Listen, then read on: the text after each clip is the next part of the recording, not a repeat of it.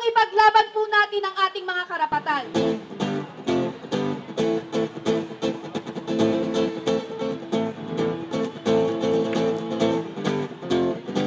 Una-una, antay-manggagawa ang policy ni Aquino.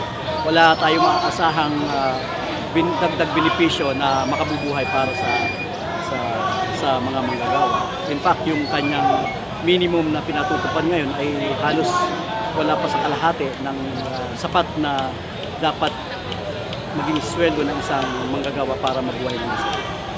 Sa ngayon, ang kinakaharap ng union namin ngayon sa aming pagawaan, ito yung nalalapit naming CBA, yung Collective Bargaining Agreement na may expire dito, itong taon na to, no? June 16. So, nakapagpasa na kami ng mga proposal na sa management.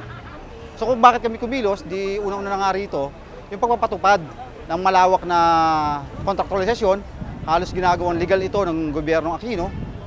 Kasunod din yan, kasabay din yan, yung umentong ibinigay ni Aquino na halos pambubusabos sa kalagayan ng mga manggagawa tulad namin.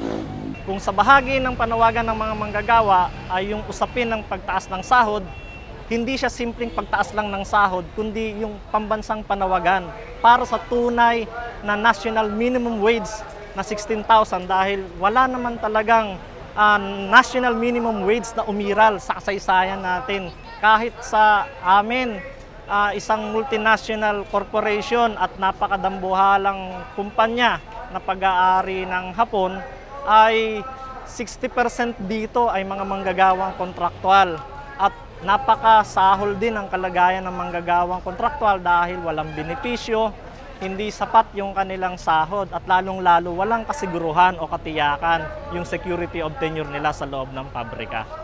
Sulong bayan, tayo'y magkaisa, laban sa uwing mapagsamantala. Bangon bayan, sulong bayan, magkapit-isig tayo tungo sa tagumpay. Sa kanyang kalagayan, mga kasama, ano ang dapat gawin ng mga manggagawang kababaihan at ang manggagawa sa kabuuan? Dapat po ang palagi nang sinasabi ng ating mga tagapagsalita, tuloy-tuloy po ang ating pag-aaral sa kalagayan ng mga manggagawa at ng mundo. Kailangan po, tuloy-tuloy din po ang pag-organisa. Huwag po tayong magsasawa sa pag-organisa. Yan po ang pinakamaganda nating nagagawa at ang pagbubuo ng mga unyon. Tinuturo ng kasaysayan na ang karapatan ay hindi kusang ibinibigay ng mga naghaharing uri. Ito ay pinaglalaban. Tinuturo din ng kasaysayan ng uring manggagawa ang pinakamaunlad na elemento sa lipunan.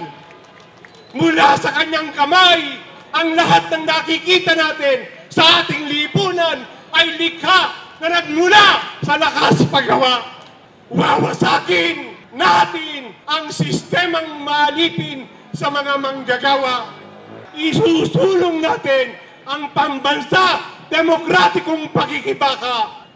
Wawakasan natin ang pangapi at pagsasamantala ng kapwa sa kapwa.